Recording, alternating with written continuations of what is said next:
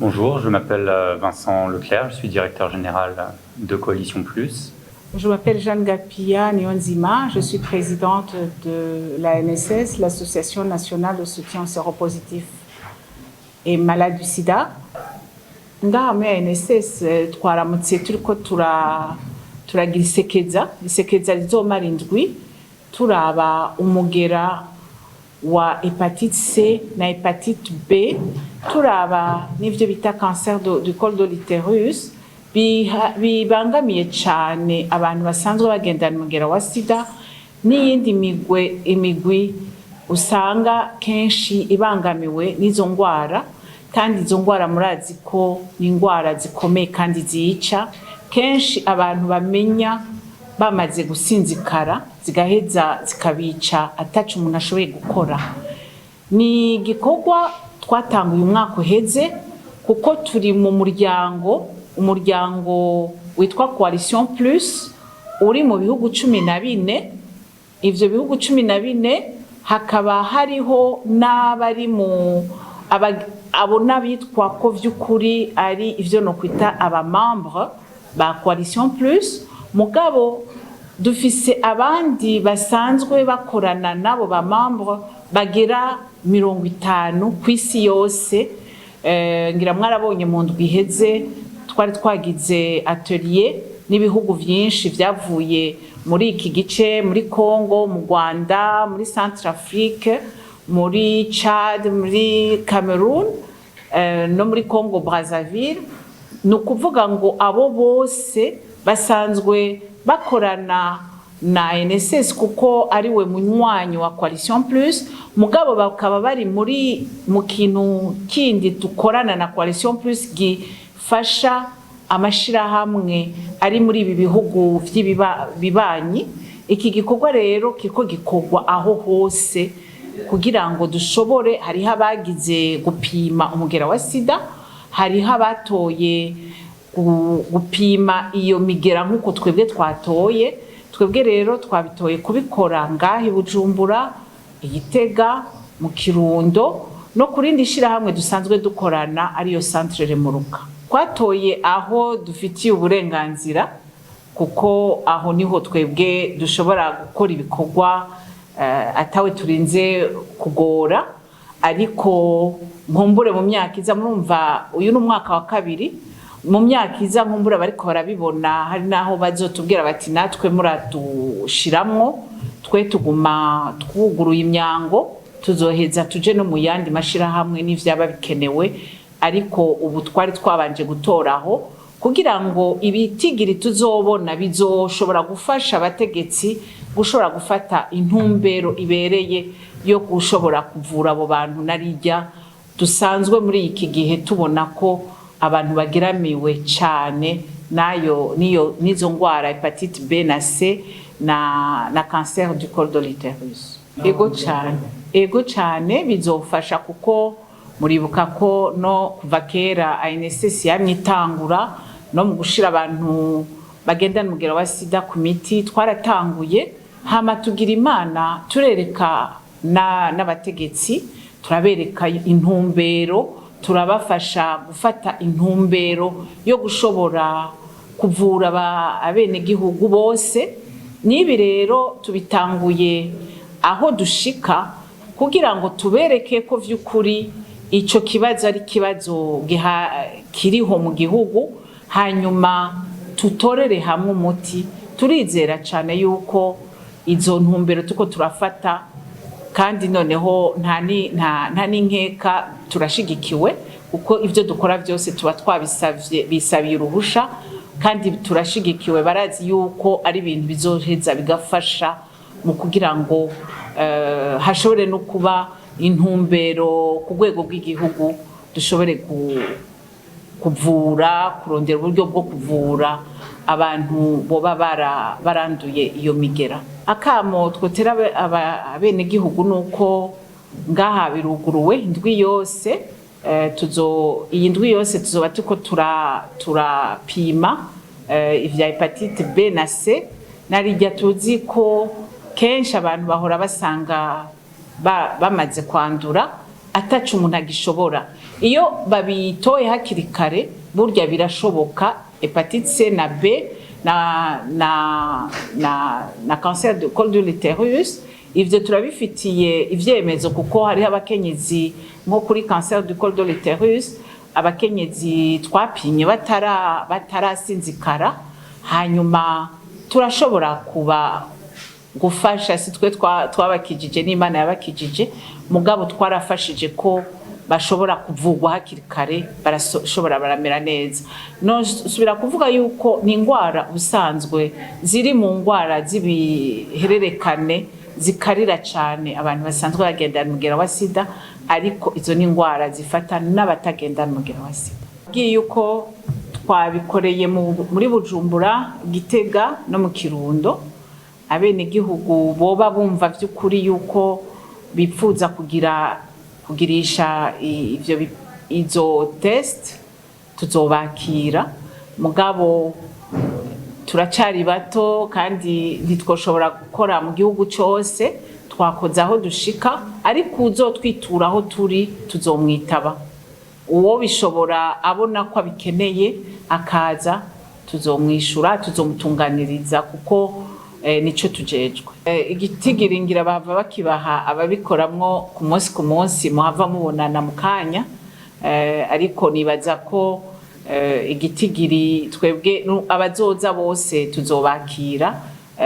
Twibaza yuko uko mbona vyatanguye, ejo narabonye ko haje abantu batari munsi ya 50 mu ndwi yose, nimba hazoza bo canke bakarenga, murumva ko tuzoba dushitse ku bantu atari bake bashobora kwerekana kuko akamaro kuko izo ngwara zikurikiranwa bivuye ku maresultat tuzoba twaronse. Asubira kubibabwira neza na neza Dr Pelagie, mugabo no babwira ko dusanzwe tubikora abafise izo ngorane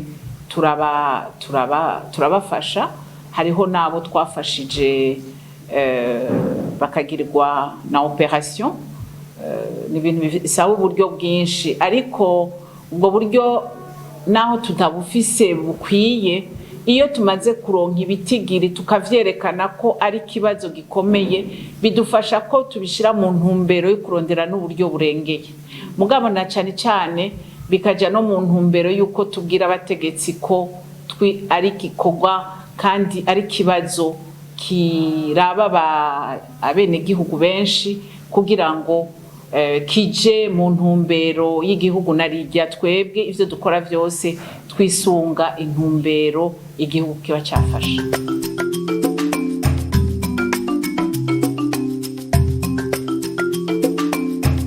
Mwaramutse, jewe nitwa Dr Pelagie Nimbona, nkaba njejwe ibikorwa byo kwa muganga ngaha mu ishirahamwe ya NSS, ni responsable médical national. Ibikorwa byo kwa muganga bikorerwa mu antenne 5 ya NSS. Muri iki gikorwa ci campagne ya dépistage international, ego ni gikorwa cabereye muri NSS, mugabo NSS isanzwe iri membre wa Coalition Plus, nabo nyene ni association yose ariko arabikora mu mashirahamwe yaho. Uro twega NSS twayikoze muri iyi ndwi. Ni kampanye tugomba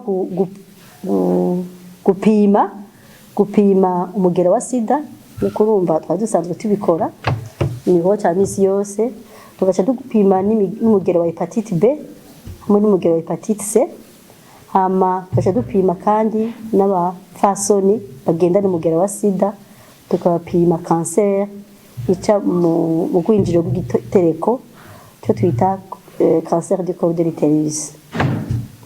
Twafashe cyane ihangiro ko twopima izo ngwara ku bagore bagendana umugera wa sida, no kuba novuga yuko no kuba abantu basanzwe babengamiwe n'umugera wa sida gusumba abandi, nkuko mu bitigiri bya leta no muri plan stratégique national hari imigwi isanze ibangamiwe n'umugera wa sida. Muri iyo kampanye tuzopima abantu bashika ku 700 umugera wa sida n'umugera wa hepatite B na C. Hanyuma twifuza ko twopima nk'abagore 400 abagore basanzwe bagenda ni umugera wa sida. Twafashe ibitigiri bitoyi kubera iki kuba kizobera mu antena 3 kuko kibera hi Bujumbura, kiyo kibera ni Gitega, kigaca kibera no mu Kirundo. Kubera iki twafashe ibyo bigo ni bigo bisanzwe bifise abantu benshi bagenda n'umugera wa sida. Subiye inyuma burya ibigo byose bya NSS ko bingana dufise abantu bashika 600 bagenda n'umugera wa sida. Cyo gituma twafashe ibyo bigo bitatu mugabo ikikuba giheze tukabona ibivuyemwo tuzoshobora kurondera ubundi buryo kugira ngo tubigire mu bigo byose. Hanyuma hari n'ibindi bigo dukorana cyane nko muri centre Muruka tuzogenda kubapima umugera wa hepatite B na C. Centre Muruka ni kigo gisanzwe gihwaniramwo abantu basanzwe babangamira umugera wa sida kenshi abo bita travailleurs de sexe. Hanyuma tuzogenda no gupima umugera wa sida muri rya bigo bisanzwe bigenderamwo abantu basanzwe bafata ibiyarura-mutwe, naho nyine tuzoshobora kubapima bibyadukundira. Urumva ihangiro twihaye niyo ni gushikana ibitigiri 700 yo gupima hepatite B na C n'umugera wa sida. Hanyuma cyane n'abagore 400 tupima umugera utera cancer ica mu mwinjiro cy'igitereko. B, hepatite C, VIH burya ni n'umugera utera iyi cancer ica mu gwinjiro gw'itereko. Burya kenshi ni indwara ni indwara zica mu bihimba by'irondoka, donc uzandura mu guhuza ibitsina n'abandi, donc icyo twita les maladies sexuellement transmissibles, les infections sexuellement transmissibles. Kandi ni indwara umuntu adashoka amenya ubwo nyene, ni indwara umuntu ashobora kugendana akazoyimenya kwigeze kumusinzikaza. Hanyuma abantu basanzwe bagendana umugera wa sida burya barabangamirwa n'izi ndwara za hepatite B, hepatite C n'umugera utera cancer y'igitereko.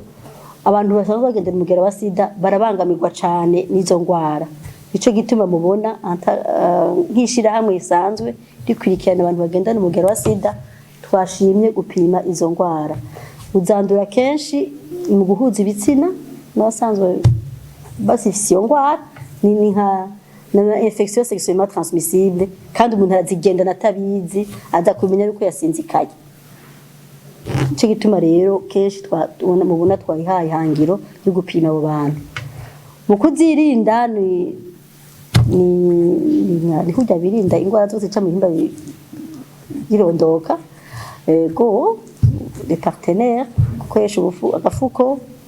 Hama kenshi ni cancer du corps kuyipimisha hakiri kare. Burya na leta irafise ihangiro ryo gupima abantu bose bishobotse umunsi hazoboneka vaccine bagashobora gutera ucanco abayabaga bakiri bato. Mugabo kenshi umuntu arazigendana atazi ko azifise azoyimenya yuko amaze gusinzikara. Ico gituma twihaye ihangiro yo gupima abo bantu. Twagize iyo kampanye. Ni indwara zivugwa neza umuntu agakira iyo bimenye kare, kandi burya imiti iriho mu Burundi, burya n'imiti iriho. Yego imiti iriho mu Burundi. Hama ni indwara novuga ya cancer du corps naho nyene barazivura umuntu abimenya hakiri kare. Ico gituma abantu nohimiriza abantu bose bakavyipimisha bakamenya ko bagendana izo ndwara bagafata umuti hakiri kare. Iyo wayanduye uyigendana bayipinye burya barayibona. Ngira ugomba kumbaza kujya kwa VIH hariho igihe muri amezi 3 ya mbere ushobora kutabona umugera. Urumva barahimiriza kandi burya uno munsi tubapimye nk'uno munsi tukabona ntagendana izo ndwara, turavuga yuko nk'aba basanzwe bagendana umugera wa sida leta yategekanya ko inyuma y'imyaka 3 basubiramo bagapimisha nk'iyi cancer du corps.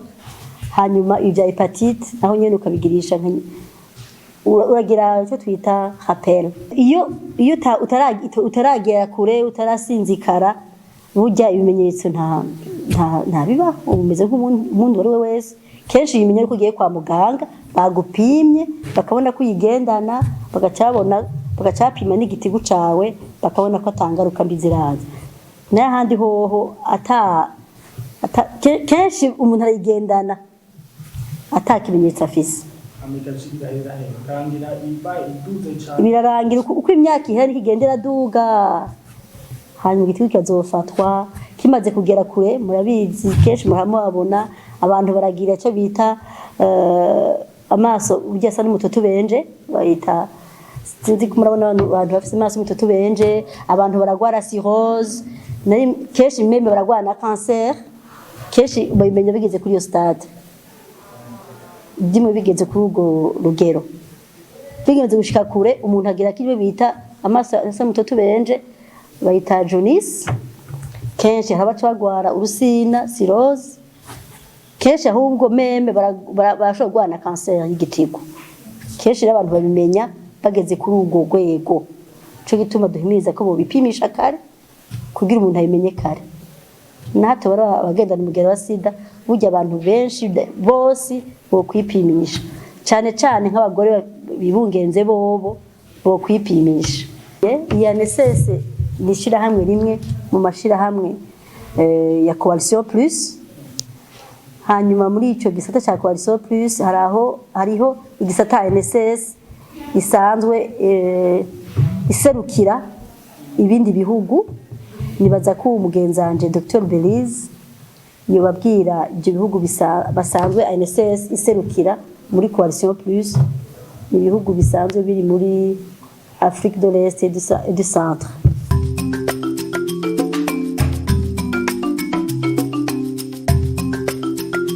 Murakoze cyane muganga Peggy, nkuko yabivuze nitwa Munezero Belize, hamanda umuganga, nkorera muri INSS ariko nkorera mu ihuriro ryitwa PAS. PAS no kuvuga ihuriro ryo muri Afrika yo hagati no mu burengero, rihuriyemo amashirahamwe agwanya umugera wa sida. Hanyuma ayo mashirahamwe ari mu bihugu 7, ubu nivyo dufise, harimo u Burundi, harimo u Rwanda, harimo Republika ya Iharanira Kongo, hariho n'indi Republika Iharanira Kongo, murazi ko Kongo ari zibiri, hariho Chad, hariho Republika ya Centrafricaine, hariho na Cameroon. Hanyuma kuri uno mwaka wa 2021 muri iri sekeza ryo gupima ririko riraba, hazojamwo ama association 11 aserukiye ibihugu 6. Hanyuma ico nagira ngarukeko byose yabivuze, ngira ngarukeko gusa ku civugo c'uno mwaka. Mu gifaransa bavuga ngo dépister c'est la clé, mu kirundi ni gupima nigo rufunguruzo. Nigo rufunguruzo kuko intango ya byose ingwara zose no kumenya ko izo ngwara zinabaho. Haminge nimenya ko ingwara zibaho ni gupima. Rero nkavuga nti ni gikorwa gikomeye cyane, mpamagarira abantu bumvise akakamo batewe kuza kwipimisha kugira ngo bamenye amagara yabo uko yifashe, hanyuma banafatwe banavugwe hakiri kare nkuko muganga Peggy yabigarutse ko sindabisubiramwo, ntibarinde kubona ko bamerewe nabi ari uko ataco kwa muganga bakibamarira. Nico nashaka kongera ko murakoze. Siren Vibes TV.